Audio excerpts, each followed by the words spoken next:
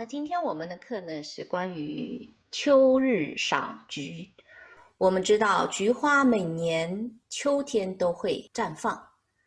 花中四君子就是我们古诗文当中常常提到的梅兰竹菊，是诗人文人咏物诗文和一些画画的画家他们笔下常见的一个题材。那菊花呢是四君子之一，它是象征着高雅，象征着纯洁，是中国古代文学当中以及传统文化当中都占据了很重要的位置。清秋时节，秋高气爽，那万花开始慢慢零落尘土，这个时候看山间田野里面，唯有菊花傲霜绽放，秋意浓浓，菊作为秋的信使，开始点亮这个季节。古代的文人墨客呢，对秋菊是非常的喜爱的。在历代的文人画家的笔下，菊花也呈现了或娇艳、或雅致、或冷峻野逸、或清高正气的风貌。所以今天我们的课为什么我取名为赏菊而不是咏菊呢？因为我们文学艺术赏析都读诵一些古文诗词，可能咏菊会更贴切一点啊。只是因为今天在我的备课的幻灯课件上面，我为大家进行准备了一些关于菊的名画，这些都是一些名作家的画菊的佳作，大部分呢目前都还被珍藏在各个博物馆里面。所以呢，我希望今天我们既能在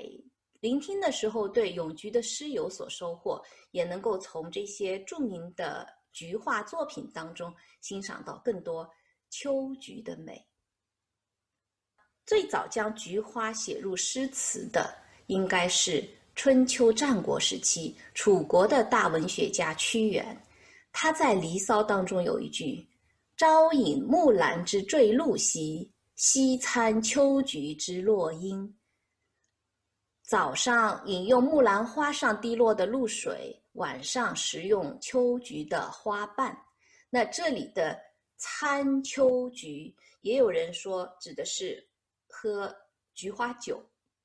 那不管是他是在吃菊花的花瓣还是喝菊花酒，这些呢都还不是最直接对菊花的描写。但是从这句话当中，我们可以推论，古代的时候菊花已经是被大家食用了的，就是可以吃了。那我们都知道菊花有一定的药用价值，在《本草纲目》里也好，在《神农本草经》上面也好，都说菊花是一种性甘微寒，就是有清热解毒的这个作用，平肝明目，从中医的角度来说。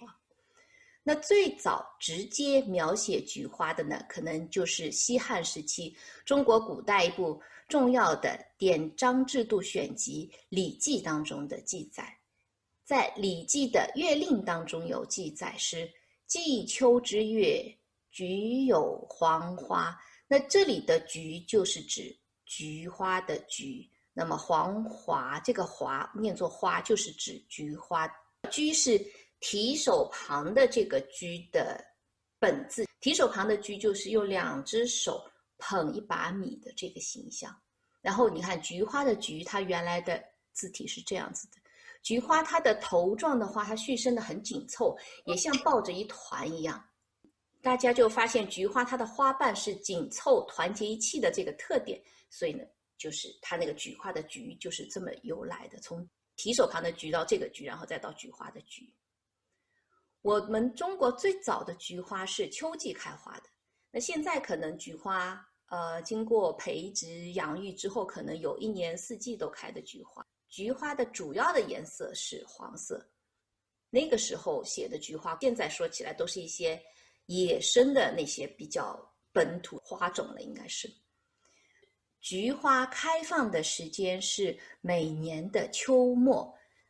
9月份，所以菊花呢也叫做秋花。菊花的菊字呢，在古代是做穷字来讲的，也就是说一年当中到秋季的时候，大部分的花都已经败了，花市到秋季已经结束了。那这个时候呢，出现了菊花，所有的万花穷尽的时候，菊花出来了。所以大家认为菊花的名字就是按照它的花期来确定的。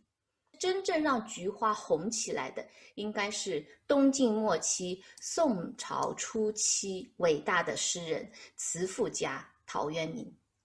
关于陶渊明，我们在之前的一次课程里面介绍过，我们今天就不详细介绍了。那陶渊明呢，他是山水田园派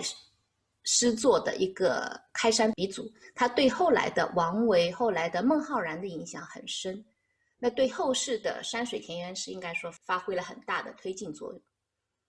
陶渊明不为五斗米折腰，他后来是挂冠归隐，也就是不做官了，把官帽拿掉了，隐居到乡村山野，在庐山的脚下种地赏花，饮酒赋诗。那因为陶渊明的赏识，陶渊明一次一次的把菊花写入到诗当中。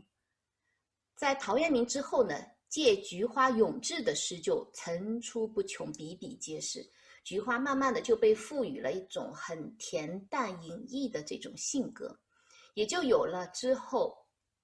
在24诗品当中所写的落花无言，人淡如菊。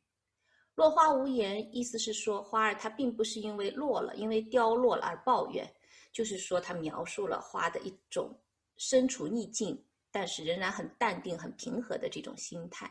那菊花呢，它并不是在春天它和百花去争艳，它是耐得住寂寞，甘于开放在秋天，所以形容这是一种不慕荣利的一种品格。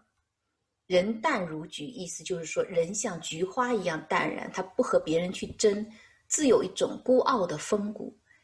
那后世的人呢，也因此把这句话就进一步演绎为心素如简，人淡如菊，就两个意思就更匹配了，就是来形容一些人他具有一种很淡泊名利、很平和恬然的这么一种人生的境界。